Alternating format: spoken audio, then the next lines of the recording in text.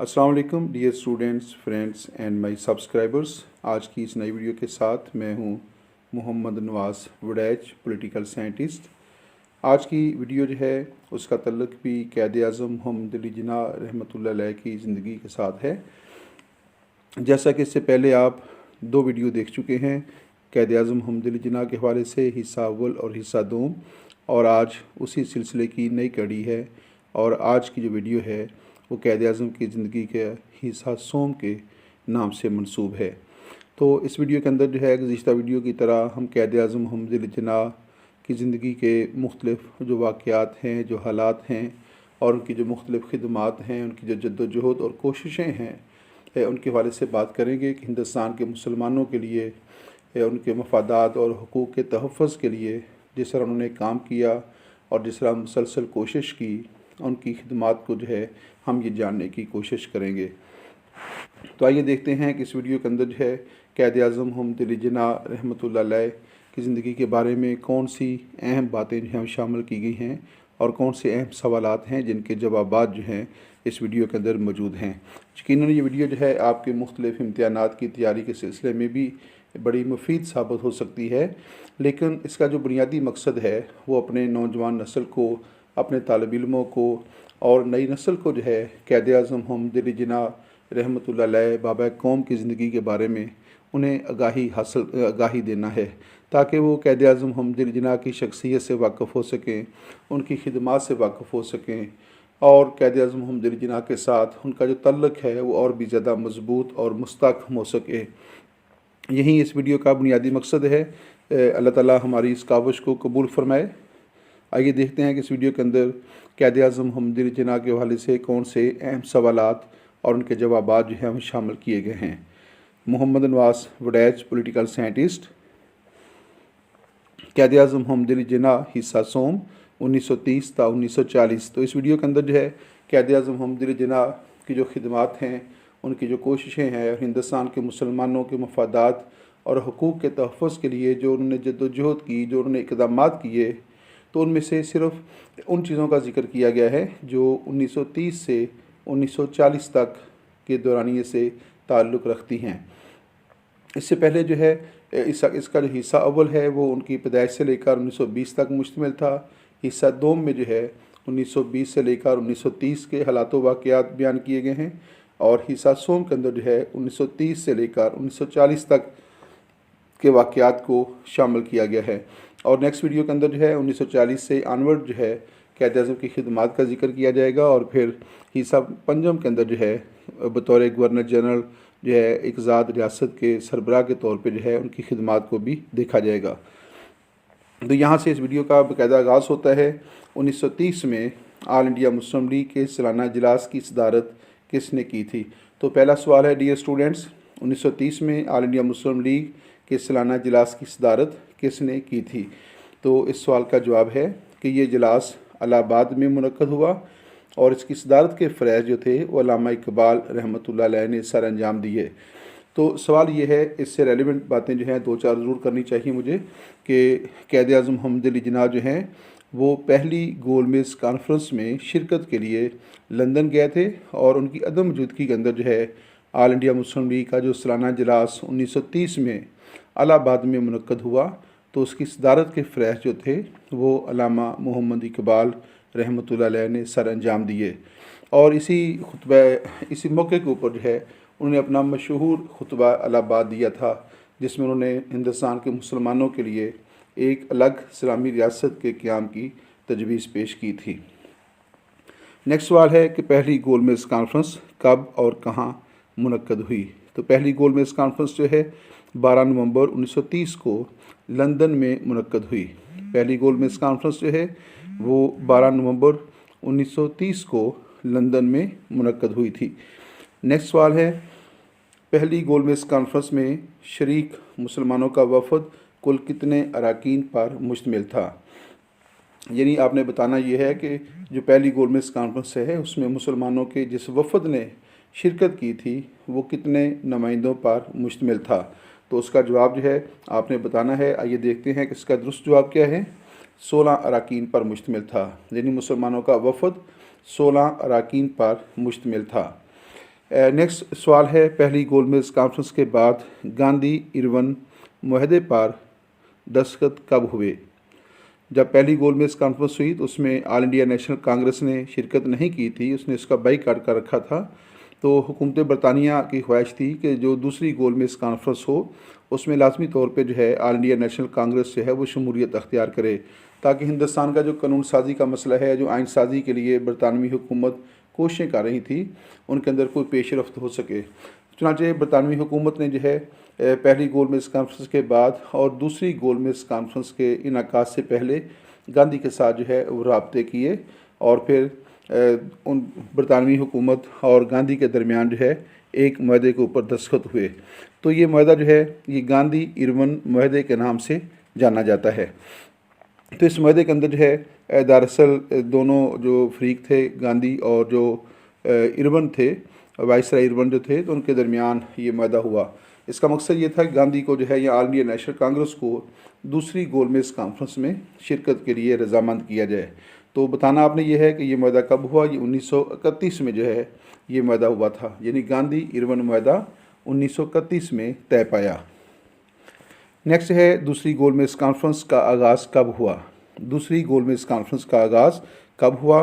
तो दूसरी गोलमेज कॉन्फ्रेंस जो है उसका आगाज़ 7 सितंबर 1931 को हुआ था और ये गोलमेज कॉन्फ्रेंस जो है 1 दिसंबर 1931 तक जारी रही।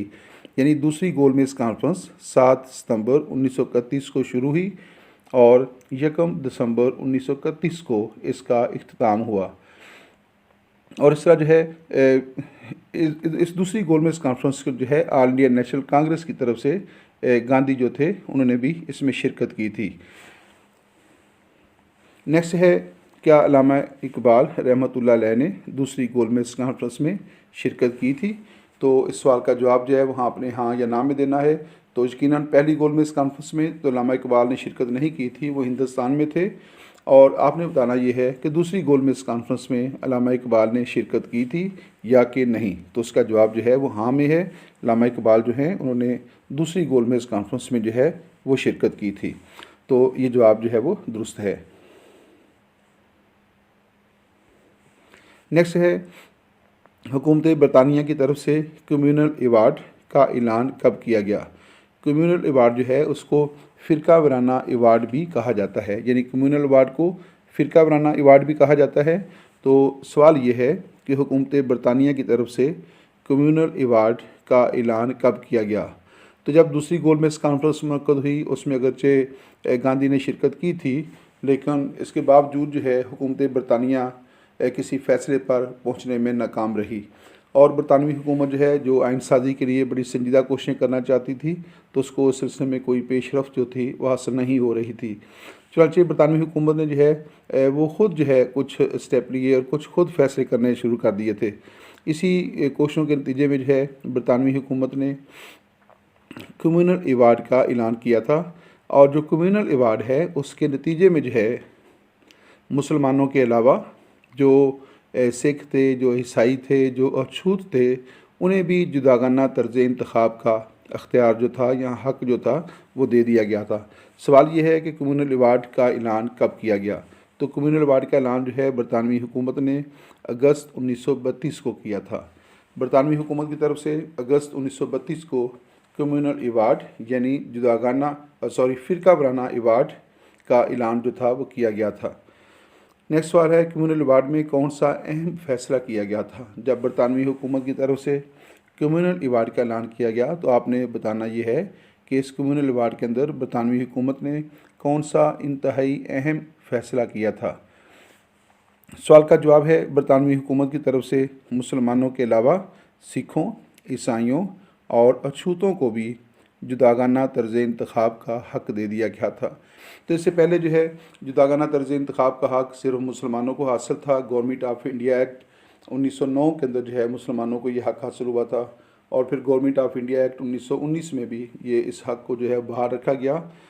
तो जब बरतानवी हुकूमत जो है जब उसने गोलमेज कॉन्फ्रेंस का इनेकाद किया तो उसके बाद दूसरी गोलमेज कॉन्फ्रेंस के बाद जब कम्यूनल अवार्ड का ऐलान किया गया था तो उसमें बरतानवी हुकूमत की तरफ से जो अहम फ़ैसले किए गए उसमें इंतहाई अहम फ़ैसला ये था कि बरतानवी हुकूमत ने मुसलमानों के अलावा जो है जो दीगर अक़लीतें थी, जिस तरह सिख थे, हिंदुस्तान में रहने वाले ईसाई थे, या फिर हिंदुओं की जो लो क्लास है अछूत जो हैं, उन्हें भी जुदागाना तर्ज़ इंतख़ाब का हक़ दे दिया गया था।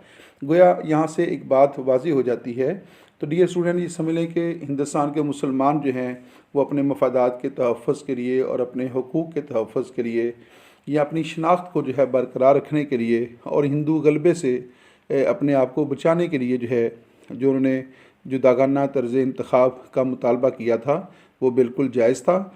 और हिंदुस्तान के मख़सूस हालात के अंदर जो है इसके अलावा मुसलमानों के मफादात के तहफ़्फ़ुज़ के लिए कोई और तरीक़ेकार मौजूद नहीं था। यही वो तरीक़ेकार था जिसके होते हुए मुसलमान अपने आप को हिंदू गलबे से, हिंदू अक्सरियत से और उनकी इजारादारी से और उनके तसल्लुत से जो है वो महफूज रह सकते थे।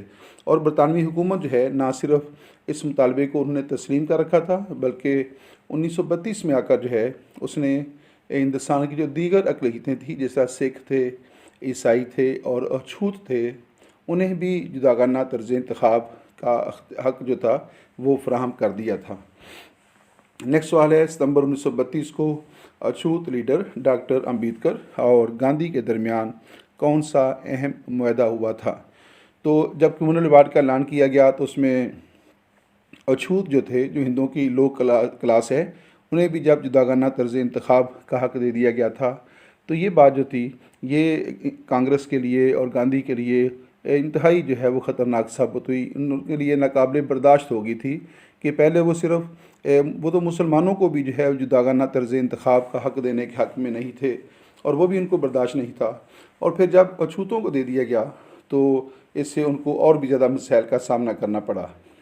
यहाँ तक कि गांधी जो हैं उन्होंने इसके ख़िलाफ़ जो है हुकूमत के इस फैसले के ख़िलाफ़, यानी कम्युनल डिवाइड के ख़िलाफ़ मरण बर्त शुरू कर दिया था, यानी मरने तक, मौत तक भूख हड़ताल शुरू कर दी थी।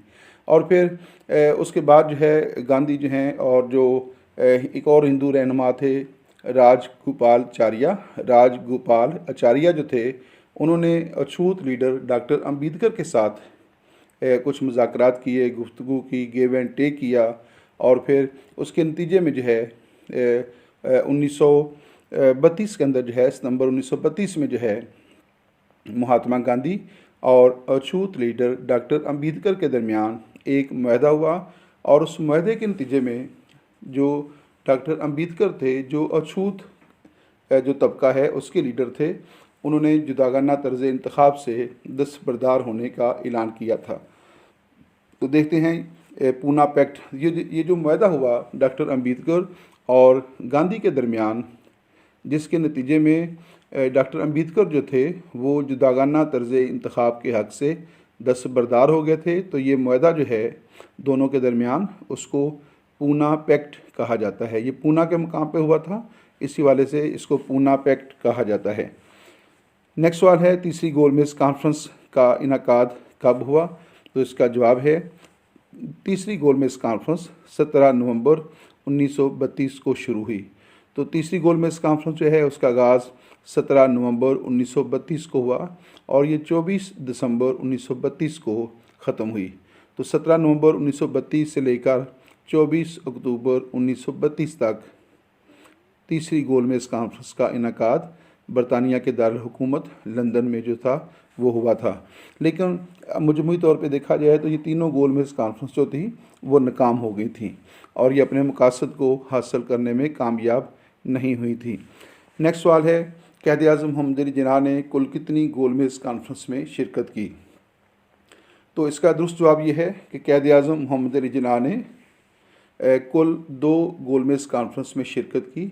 उन्होंने पहली गोलमेज़ कॉन्फ्रेंस में शिरकत की और फिर दूसरी गोलमेज़ कॉन्फ्रेंस में भी शिरकत की थी, लेकिन उन्होंने तीसरी गोलमेज़ कॉन्फ्रेंस में शिरकत नहीं की थी।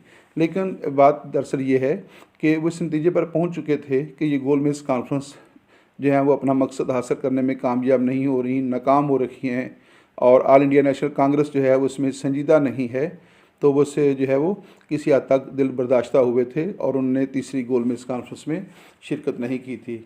लेकिन एक बात ये भी है कि उस दौरान वो लंदन में ही क़याम पज़ीर रहे, वो हिंदुस्तान वापस नहीं आए थे और बल्कि उन्होंने ये फैसला कर लिया था कि अब बकिया ज़िंदगी जो है वो लंदन में ही गुजारेंगे और हिंदुस्तान वापस नहीं आएंगे।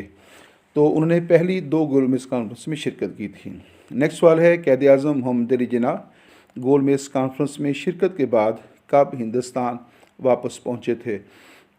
जैसा कि अभी मैंने जिक्र किया कि क़ायद आज़म मोहम्मद अली जिन्नाह जब गोलमेज़ कॉन्फ्रेंस में शिरकत के लिए लंदन गए, 1930 में गए थे, तो उन्होंने पहली गोलमेज़ कॉन्फ्रेंस में शिरकत की, फिर दूसरी गोलमेज़ कॉन्फ्रेंस में शिरकत की। लेकिन जब उन्होंने देखा कि कोई भी गोलमेज़ कॉन्फ्रेंस जो है वो अपने मतलूबा नताइज हासिल करने में कामयाब नहीं हो रही और ऑल इंडिया नेशनल कांग्रेस जो है वो उसमें संजीदा नहीं है और हुकूमत जो है वो किसी मुतफ़िका फ़ैसले पर पहुंचने में कामयाब नहीं हो रही, तो उन्होंने फिर तीसरी गोलमेज़ कॉन्फ्रेंस में शिरकत नहीं की थी। लेकिन वो हिंदुस्तान की जो सियासत थी, हिंदुस्तान के मुसलमानों की जो सियासत थी, उससे भी मुतमिन नहीं थे। लिहाजा उन्होंने ये फ़ैसला कर लिया था कि वो अब मुस्तकिल तौर पे जो है बरतानिया में ही क़याम पज़ीर रहेंगे और यहीं पे जो है वो अपनी प्रैक्टिस जो है वो जारी रखेंगे। लेकिन कुछ अर्सा के बाद जो है उनको ये एहसास दिलाया गया कि जब तक आप हिंदुस्तान में नहीं आएंगे उस वक्त तक ऑल इंडिया मुस्लिम लीग जो है, जो मुसलमानों के जो मफादात हैं उनको आगे नहीं बढ़ाया जा सकता। और इस सिलसिले में इंतहाई अहम किरदार जो है वो हज़रत अल्लामा इकबाल रहमतुल्लाह अलैह ने सर अंजाम दिया और उन्हीं की कोशिशों से जो है क़ायद आज़म मोहम्मद अली जिन्नाह जो थे उन्होंने अपना फ़ैसला तब्दील किया और फिर हिंदुस्तान वापस पहुँचे। तो आप सवाल ये है कि वो हिंदुस्तान कब वापस पहुँचे थे? तो उसका जवाब है 1934 में। तो क़ायद आज़म मोहम्मद अली जिन्नाह जो हैं गोलमेज़ कॉन्फ्रेंस में शिरकत के बाद 1934 में जो है वो वापस हिंदुस्तान पहुँचे। नेक्स्ट सवाल है, गोलमेज़ कॉन्फ्रेंस के बाद हिंदुस्तान के नए दस्तूर के लिए तजावीज़ पर मुश्तमिल वाइट पेपर कब शाया किया गया? तो बरतानवी हुकूमत जो है इसकी थोड़ी सी मैं तारीख़ आपको बताता चलूँ कि 1928 में ऑल इंडिया नेशनल कांग्रेस की तरफ से नेहरू रिपोर्ट पेश की गई और फिर 1929 में जो है क़ायद आज़म मोहम्मद अली जिन्नाह और ऑल इंडिया मुस्लिम लीग की तरफ से 14 नुकात पेश किए गए। और इसी दौरान जो है साइमन कमीशन भी हिंदुस्तान आया और फिर साइमन कमीशन जो है उसने भी बरतानवी हुकूमत के सामने चंद तजावीज़ जो थी वो पेश की थी। और अब एक तरफ ऑल इंडिया नेशनल कांग्रेस की तजावीज़ थी, दूसरी तरफ क़ायद आज़म मोहम्मद अली जिन्नाह के 14 नुकात थे और तीसरी तरफ जो है वो साइमन कमीशन की रिपोर्ट थी। और उसके बाद जो है बरतानवी हुकूमत जो है उसने एक और इक़दाम किया और यके बाद दीगरे 3 गोलमेज़ कॉन्फ्रेंस का इनेकाद किया। अब ये सारी सूरत हाल जो है बरतानवी हुकूमत के सामने आ चुकी थी कि हिंदू क्या चाहते हैं, ऑल इंडिया नेशनल कांग्रेस क्या चाहती है, हिंदुस्तान के मुसलमान और मुस्लिम लीग क्या चाहती है और साइमन कमीशन की रिपोर्ट क्या है और फिर गोलमेज़ कॉन्फ्रेंस के दौरान भी जो मामला चलते रहे, इन सब को जो है मद्देनज़र रख कर आखिरकार बरतानवी हुकूमत ने नया आइन बनाने के लिए चंद तजावीज़ पेश की। उन तजावीज़ को वाइट पेपर कहा जाता है। वो जो तजावीज़ हुकूमत बरतानिया की तरफ से पेश की गई वो वाइट पेपर के नाम से जानी जाती हैं। सवाल ये है कि बरतानवी हुकूमत की तरफ से वाइट पेपर कब शाया किया गया? तो वाइट पेपर जो है वो मार्च 1933 में शाया किया गया था, इन 1933। तो बरतानवी हुकूमत ने वाइट पेपर का इजरा 1933 में किया। नेक्स्ट सवाल है, एक दुआ है, अल्लाह ताला आप सबको आसानियाँ अता फरमाए और आसानियाँ तकसीम करने की तौफीक अता फरमाए, आमीन सुमा आमीन। तो वीडियो का अभी इख्तिताम नहीं हुआ, ये आगे बहुत सारे सवालात हैं। नेहरू के इस बयान कि हिंदुस्तान में सिर्फ 2 कौमें आबाद हैं, एक हुकूमत और दूसरी कांग्रेस, के जवाब में क़ायद आज़म मोहम्मद अली जिन्नाह ने क्या फरमाया था? नेहरू जो हैं, जो जवाहरलाल नेहरू थे, उन्होंने एक बयान जारी किया, हिंदुस्तान में सिर्फ 2 कौमें आबाद हैं, एक अंग्रेज़ कौम है जो हुकूमत में है और दूसरी जो है वो ऑल इंडिया नेशनल कांग्रेस है जो हिंदुओं की अक्सरियती सियासी जमात है। तो क़ायद आज़म मोहम्मद अली जिन्नाह ने फ़ौरी तौर पे जो है इसका जवाब दिया था। तो सवाल ये है कि क़ायद आज़म मोहम्मद अली जिन्नाह ने नेहरू के इस बयान के रद्द अमल में उन्हें क्या जवाब दिया था?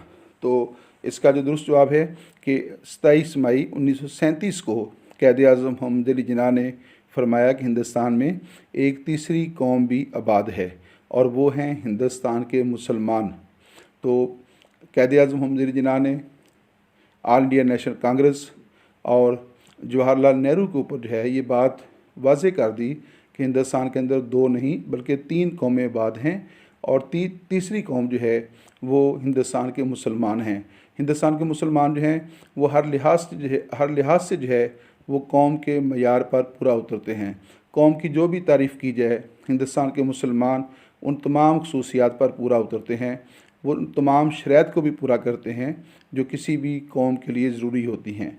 तो इस तरह जो है, और कौम की खसूसियत ये होती है डियर स्टूडेंट्स कि कौम सियासी तौर पे आज़ाद होती है या आज़ादी के लिए जद्दोजहद कर रही होती है।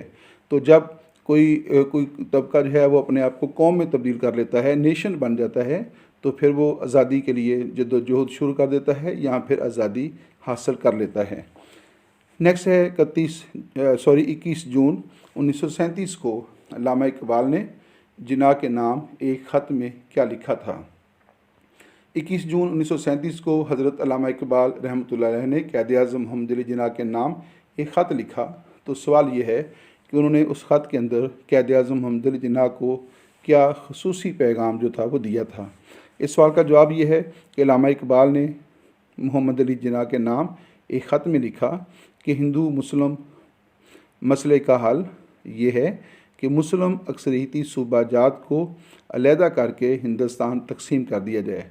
यानी अल्लामा इकबाल ने क़ायद-ए-आज़म मोहम्मद अली जिन्ना को एक ख़त लिखा और उस ख़त के अंदर उन्होंने ये वाज़े किया कि हिंदू मुस्लिम जो मसला है, हिंदुओं और मुसलमानों के बाहमी तअल्लुक़ का जो मसला है, अब उसका वाहिद हल ये है कि जो मुस्लिम अक्सरियती सूबे हैं, हिंदुस्तान के जो मुस्लिम अक्सरियती सूबे हैं, उन्हें अलग करके एक अलग रियासत जो है वो कायम कर दी जाए और हिंदुस्तान को दो हिस्सों में तकसीम कर दिया जाए। नेक्स्ट सवाल है 1937 में लखनऊ में ऑल इंडिया मुस्लिम लीग के जलसा आम से ख़िताब करते हुए क़ायद-ए-आज़म मोहम्मद अली जिन्ना ने किन अल्फाज में कांग्रेस की मज़म्मत की थी। ये वो दौर है जब कांग्रेस ने जो है मुख्तलिफ़ सूबों के अंदर अपनी वजारतें कायम कर ली थीं और उन वजारतों के दरमियान जो है, उन वजारतों के दौरान ऑल इंडिया नेशनल कांग्रेस ने मुसलमानों के ख़िलाफ़ इंतहाई ज़ालिमाना रवैया जो था वो अख्तियार किया था।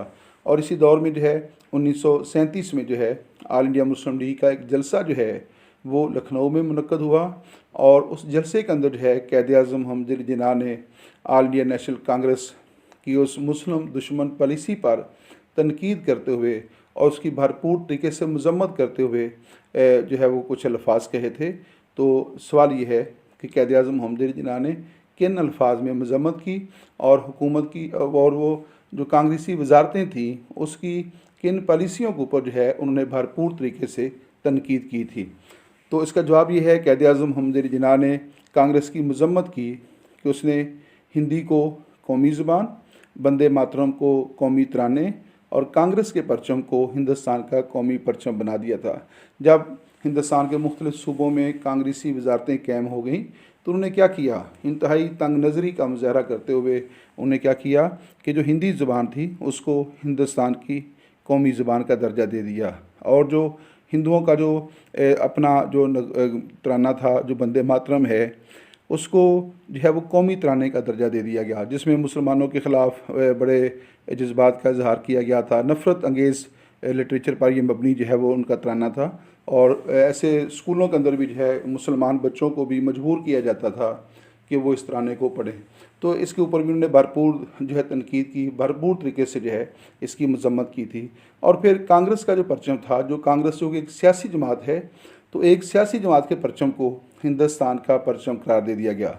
कहीं भी ऐसा नहीं होता कि किसी एक सियासी जमात के परचम को रियासत का परचम करार दे दिया जाए, क्योंकि कोई भी एक सियासी जमात जो है वो रियासत के तमाम बशिंदों की नुमाइंदगी नहीं करती।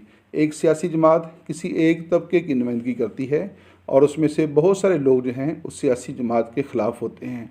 लेकिन ऑल इंडिया नेशनल कांग्रेस ने इंतहाई तंग नज़री का मुजाहरा करते हुए और मुस्लिम दुश्मनी का मुजाहरा करते हुए उन्होंने क्या किया कि ऑल इंडिया नेशनल कांग्रेस का जो परचम था, जो कि एक सियासी जमात का परचम था, उसको हिंदुस्तान का कौमी परचम जो है उसका दर्जा दे दिया गया। और फिर लोग बच्चों को कहा जाता, स्कूलों में, सरकारी इदारों में जो है कहा जाता कि इसको सलूट किया जाए। तो देखा जाए तो ये भी जो है कांग्रेस का इंतहाई गलत फ़ैसला था कि एक सियासी जमात जो कि एक मखसूस सियासी एजेंडे के ऊपर काम कर रही होती है और दुनिया में कहीं भी कोई भी सियासी जमात जो है वो किसी पूरी कौम की, रियासत के तमाम बशिंदों की कभी भी नुमाइंदगी नहीं कर सकती और ना ही वो तमाम कौम की नुमाइंदा होती है। और फिर ये वाज़ेह था कि हिंदुस्तान में कई सियासी जमातें काम कर रही थी। ऑल इंडिया मुस्लिम लीग के अलावा भी हिंदुस्तान में बहुत सारी सियासी जमातें जो थी वो मौजूद थी। तो किसी एक सियासी जमात के परचम को कौमी परचम का दर्जा देना ये किसी भी सूरत में जो है मुनासिब फ़ैसला नहीं था, लेकिन ऑल इंडिया नेशनल कांग्रेस ने ये फ़ैसला किया। और फिर नतीजा क्या निकला? नतीजा ये निकला कि हिंदुस्तान के जो मुसलमान थे उनके दिलों में ऑल इंडिया नेशनल कांग्रेस के मतलब जो खदशात थे उनको और भी ज़्यादा तक़वियत हासिल हो गई। कांग्रेस को चाहिए क्या था कि जब उनकी वजारतें कायम हुई हैं तो वो मुसलमानों के मतलब नरमी का मुज़ाहरा करते, हमदर्दी का मुज़ाहरा करते, मुसलमानों के दिल जीतने की कोशिश करते।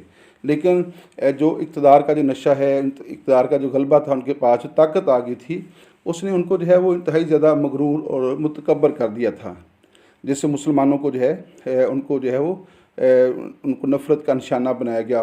और नतीजा क्या निकला कि मुसलमानों के दिलों में हिंदुओं के बारे में और भी ज़्यादा खदशात पैदा हो गए। और यही वजह थी कि इसके फ़ौरन बाद जो है हिंदुस्तान के मुसलमानों ने ये कहने पर मजबूर हो गए कि अब हम हिंदुओं के साथ इकट्ठे नहीं रह सकते। अगर कांग्रेस जो है फ़राग दिली का मुज़ाहरा करती, वो खुले दिल का मुज़ाहरा करती, हिंदुस्तान के मुसलमानों को वेलकम कहती, उनको बर्दाश्त करती और उनके साथ हमदर्दी का सलूक करती, तो शायद हिंदुस्तान की तारीख़ मुख्तलिफ होती। लेकिन ऑल इंडिया नेशनल कांग्रेस के जो सरकर्दा लोग थे उनकी तंग नज़री ने जो है और मुसलमानों के ख़िलाफ़ जो तअस्सुब था, उस तअस्सुब की वजह से जो है उसने मुसलमानों को अपने से नाराज़ कर लिया। और फिर हिंदुस्तान के मुसलमान ये फ़ैसला करने पर मजबूर हो गए कि हम यहाँ इकट्ठे नहीं रह सकते, हमें एक अलग रियासत चाहिए जहाँ पे हम हिंदू गलबे से निजात हासिल कर सकें, हिंदू तअस्सुब से जो है वो आज़ादी हासिल कर सकें और हिंदू नफ़रत से जो है बच सकें। तो हिंदुस्तान के जो मुसलमान जो हैं उन्होंने जो हिंदुस्तान के तकसीम के लिए, क़याम पाकिस्तान के लिए कोशिशें की, उसके पीछे जो फ़ोर्स काम कर रही थी, वो खौफ जो था, वो खौफ दरअसल हिंदू तअस्सुब और हिंदू नफ़रत का खौफ था, जिससे बचने के लिए जो है हिंदुस्तान के मुसलमानों ने एक अलग रियासत के क़याम के लिए कोशिशें शुरू की थी। नेक्स्ट देखते हैं, क़ायद-ए-आज़म मोहम्मद अली जिन्ना के कहने पर हिंदुस्तान के मुसलमानों ने यौम मस्जिद शहीद गंज कब मनाया था? तो हिंदुस्तान के मुसलमानों ने जो है क़ायद-ए-आज़म मोहम्मद अली जिन्ना के कहने पर 18 फरवरी 1938 को यौम मस्जिद शहीद गंज के तौर पर मनाया था। नेक्स्ट सवाल है, 3 मार्च 1938 को क़ायद-ए-आज़म मोहम्मद अली जिन्ना ने गांधी के नाम एक ख़त में किस बात पर जोर दिया था? सवाल दोबारा देखिएगा कि 3 मार्च 1938 को क़ायद-ए-आज़म मोहम्मद अली जिन्ना ने गांधी के नाम एक ख़त लिखा। आपने बताना ये है कि उस ख़त के अंदर क़ायद-ए-आज़म मोहम्मद अली जिन्ना ने गांधी पर किस बात का ज़ोर दिया था? जवाब ये है कि उन्होंने गांधी से मुतालबा किया कि ऑल इंडिया मुस्लिम लीग को हिंदुस्तानी मुसलमानों की वाहद नुमाइंदा जमात तस्लीम किया जाए। कि ऑल इंडिया मुस्लिम लीग जो है जो 1906 में कायम हुई थी, तो क़ायद-ए-आज़म मोहम्मद अली जिन्ना का ये मुतालबा था और ऑल इंडिया मुस्लिम लीग का ये मुतालबा था कि ऑल इंडिया मुस्लिम लीग ही मुसलमानों की वाहद नुमाइंदा जमात है। इसके अलावा कोई दूसरी जमात जो है वो हिंदुस्तान के मुसलमानों की दुरुस्त नुमाइंदगी नहीं करती। तो ये मुतालबा जो था उन्हें किया गया था। नेक्स्ट सवाल है कि हिंदुस्तान के मुसलमानों ने यौम कमाल अतातुर्क कब और किसके कहने पर मनाया? तो कमाल अतातुर्क जो हैं वो जो जदीद तुर्की है उसके जो उस वक़्त सदर थे, तो जब उनका इंतकाल हुआ 1938 में, तो यहाँ हिंदुस्तान के अंदर जो है क़ायद-ए-आज़म मोहम्मद अली जिन्ना के कहने पर जो है उसको यौम कमाल अतातुर्क के तौर पे मनाया गया था। तो हिंदुस्तान के मुसलमानों ने यौम कमाल अतातुर्क कब और किसके कहने पर मनाया? 18 नवंबर 1938 को क़ायद-ए-आज़म मोहम्मद अली जिन्ना के कहने पर यौम कमाल अतातुर्क के तौर पर मनाया गया था। नेक्स्ट सवाल है, क़ायद-ए-आज़म मोहम्मद अली जिन्ना की अपील पर हिंदुस्तान के मुसलमानों ने यौम फ़लस्तीन कब मनाया? क़ायद-ए-आज़म मोहम्मद अली जिन्ना की अपील पर हिंदुस्तान के मुसलमानों ने यौम फ़लस्तीन कब मनाया? तो इसका दुरुस्त जवाब है 8 फरवरी 1939 को। 8 फरवरी 1939 को हिंदुस्तान भर के मुसलमानों ने क़ायद-ए-आज़म के कहने के ऊपर जो है यौम फ़लस्तीन के तौर पर उसको मनाया था। नेक्स्ट सवाल है 16 मार्च 1939 को क़ायद आज़म मोहम्मद अली जिन्ना ने पीरपुर रिपोर्ट और शरीफपुर रिपोर्ट की नकूल किसे अरसाल की थी। जब हिंदुस्तान के मुख्तलिफ सूबों के अंदर जो है कांग्रेसी वजारतों का राज था, कांग्रेसी वजारतें हुकूमतें कर रही थी और उस दौरान कांग्रेसी वजारतों ने जो है हिंदुस्तान के मुसलमानों पर जो जुल्म सितम किया और जो उनको तअस्सुब का निशाना बनाया और हिंदुस्तान के मुसलमानों को जो है वो मुख्तलिफ़ तरीक़ों से जो है उनको परेशान करने की कोशिश की और उनको मजहबी मामलात के अंदर मुदाखलत करना शुरू की, उन्हें सियासी और माशी तौर पर जो है नुकसान पहुँचाने की कोशिश की। तो उसके ऊपर जो है 2 रिपोर्टें तैयार की गई थी, उन जिसके अंदर उन मज़ालम का ज़िक्र था, उस तअस्सुब का ज़िक्र था, उस नफ़रत का ज़िक्र था जो कांग्रेसी वज़ारतों के दौरान जो है मुसलमानों के ख़िलाफ़ बरता गया था। तो उसमें एक पीरपुर रिपोर्ट है और दूसरी जो है वो शरीफपुर रिपोर्ट है। तो क़ायद आज़म मोहम्मद अली जिन्ना ने जो है उन दोनों रिपोर्टों की जो नकूल हैं किसी अहम सियासी बरतानवी रहनुमा को अरसाल की थी। तो इसका दुरुस्त जवाब है वाइसराय हिंद लॉर्ड लिनलिथगो को अरसाल की थी। तो उस वक्त जो हिंदुस्तान के जो वाइसराय थे वो लॉर्ड लिनलिथगो थे। तो क़ायद आज़म मोहम्मद अली जिन्ना ने उन्हें हकीकत से आगाह किया कि किस तरह जो है कांग्रेसी वजारतों के दौरान जो ऑल इंडिया नेशनल कांग्रेस के जो नुमाइंदे थे उन्होंने मुसलमानों को तंग करने की कोशिश की, परेशान करने की कोशिश की। तो उन्हें हक़ैक़ से आगाह करने के लिए इन दोनों रिपोर्टों की कापियाँ जो थीं उन्हें अरसाल की थी ताकि वो इससे वाकिफ़ हो सकें। नेक्स्ट सवाल है ऑल इंडिया मुस्लिम लीग ने कब और किसके कहने पर यौम निजात मनाया।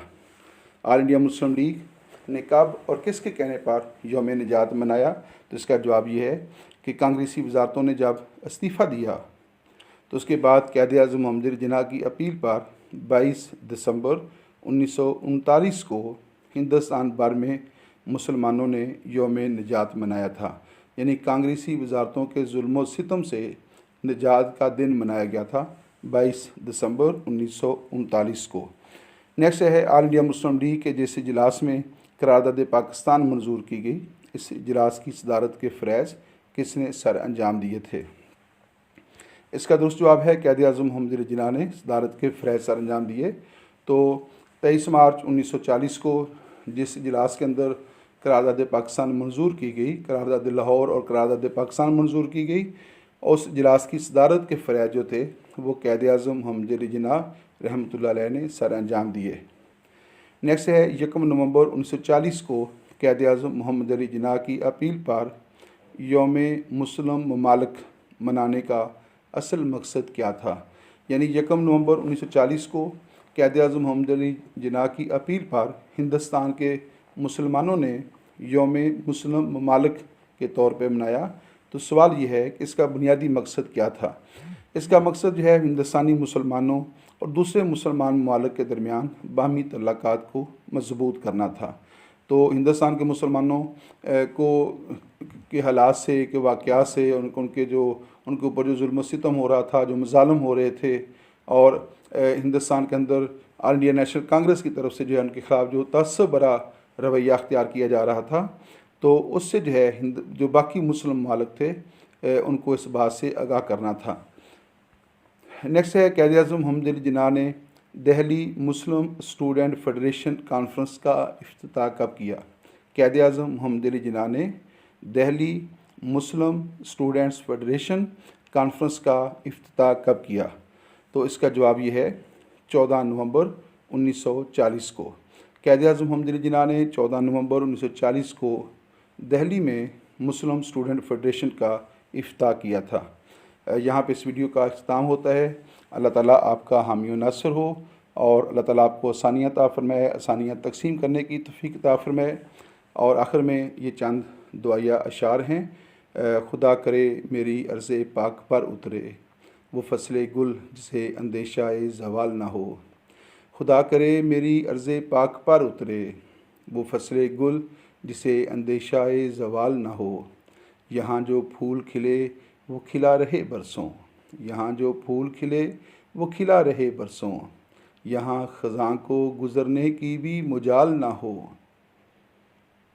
यहाँ जो सब्ज़ा उगे वो हमेशा सब्ज़ रहे, यहाँ जो सब्ज़ा उगे वो हमेशा सब्ज़ रहे और ऐसा सब्ज़ कि जिसकी कोई मिसाल ना हो।